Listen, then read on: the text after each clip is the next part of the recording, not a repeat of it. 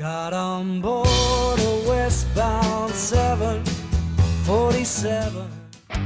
United's final flight of the 747, the Friendship, the Queen of the Skies, was on November 7th of 2017. Tickets for the farewell flight sold out within hours. Designated as flight UA747, United, I see what you did there. It flew from San Francisco to Honolulu, recreating the airline's first ever 747 flight in 1970.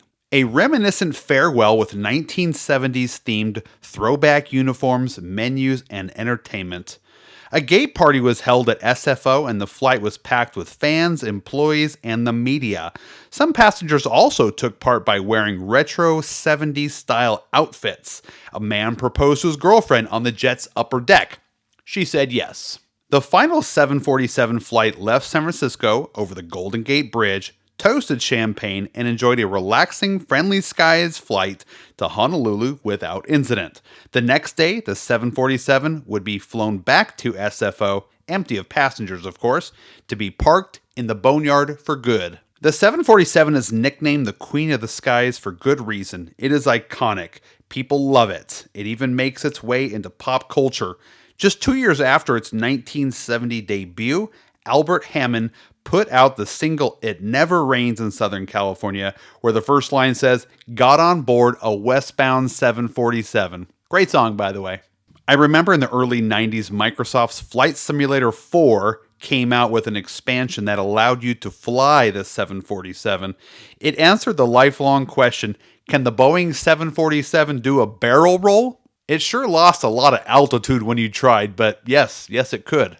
Introduced on board on October 23rd of 2017, so that's 2 weeks before the final flight, travelers on United's Polaris International Business and First Class cabins and on premium Transcon flights were given kits, amenity kits.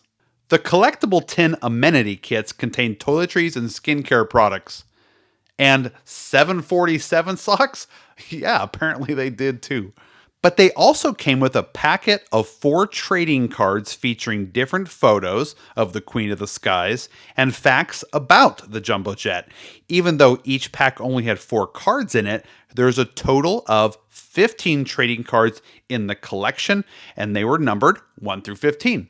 Each pack came with card number 1, the checklist, and 3 other cards. It would seem United wanted people to chase the entire set of 15. Since the 14 non-checklist cards aren't divisible by 3, it appears the 3 cards were randomly inserted and not predetermined contents. The packs were in clear plastic, so you can see the checklist card as well as 1 card on the back with the card number on the back. So you're able to see what 2 of the cards were before you even open the package.